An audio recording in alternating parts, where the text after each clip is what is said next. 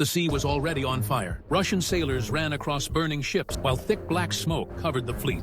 Through the smoke, more Japanese shells crashed into the water, and the battle had only started minutes earlier. After months at sea, the Russian fleet was already falling apart. Some ships could barely see the others beside them. Smoke blocked signals. Sailors dragged hoses through the fire, trying to stop the flames before they spread across the ships. The fleet had crossed half the world to fight Japan. Instead, tired crews watched fire spread through ships that had survived thousands of miles at sea, only to begin dying here. Every explosion made things worse. Damaged ships slowed down. Others turned to avoid crashing into them. The line started breaking apart almost immediately. And somewhere beyond the smoke, the Japanese fleet kept firing. Russian officers quickly understood something terrifying. This was not turning into a hard battle. It was turning into a disaster. Because the Japanese were not just damaging ships anymore, they were destroying the fleet piece by piece. Japanese ships cut through the water as the distance between the fleets slowly disappeared. From the decks, Japanese sailors watched the Russian ships grow larger through the smoke. Officers shouted orders. Guns turned toward the front of the Russian line. Then, the Japanese fleet opened fire. The first shells crashed across the water. Entire ships shook as the guns fired. Thick smoke rolled across the decks while crews quickly reloaded for the next attack. Again and again, Japanese crews focused heavily on the front ships of the Russian fleet, slowly covering the line in smoke. Huge splashes rose dangerously close to Russian ships as the distance between the fleets kept shrinking. With every splash near the Russian line, the next Japanese shots landed even closer. If you're enjoying this story, don't miss my Battle of Raati Road video, where another Russian force met disaster in the frozen forests of Finland. Now, back to the battle. Then, some shells finally started hitting. From the Japanese decks, sailors could already see parts of the Russian line slowing down, while other ships struggled to stay together. Russian crews barely had time to react before more Japanese shells arrived. The attack never slowed. With every attack, the Japanese ships moved closer to the Russian line. And from the front of the fleet, Japanese crews could now clearly see smoke rising from multiple Russian ships. The battle was no longer beginning. Japanese officers could already see the Russian line starting to break apart. Inside the Russian ships, the heat was becoming unbearable. Sailors pressed themselves against the metal walls, trying to avoid the fire, only to pull their hands away from the burning steel. In some sections of the ships, men could barely see through the smoke or breathe without coughing. Then another Japanese shell hit. The entire ships shook violently. Some sailors were thrown to the floor as the lights suddenly failed. Others grabbed onto pipes and railings, while burning metal crashed across the decks around them. And outside, the Japanese attack still had not stopped. Inside the ships, flames spread through wooden rooms and narrow hallways,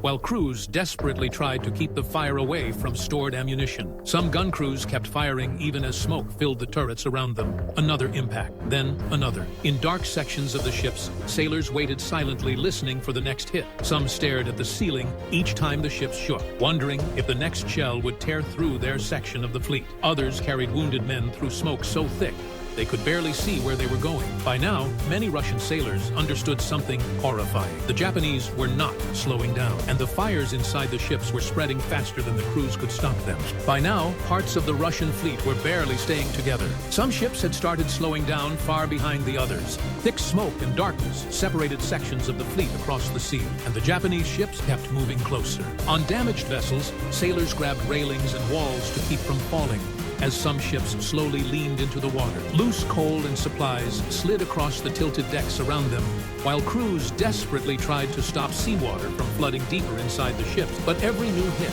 made the situation worse. In some parts of the fleet, wounded sailors were dragged across wet decks, while others desperately tried to keep the fires under control. Burning ships glowing through the darkness became easy targets across the sea. Elsewhere, sailors stared into the smoke, searching for nearby ships that had been beside them only minutes earlier. Some had disappeared behind the darkness. Others were sinking through the smoke and darkness. Some crews no longer knew if nearby ships were still fighting or already gone. The Russian line no longer looked like a fleet. It looked like isolated ships trying to survive on their own. And outside the darkness, Japanese ships continued hunting them across the sea. Some Russian sailors jumped into the freezing water to escape the fires spreading inside the ships. Others stayed behind, coughing through the smoke while trying to keep damaged ships alive, as parts of the fleet slowly disappeared into the night. By now, many sailors understood the truth. The battle was over. What remained was the destruction of the fleet.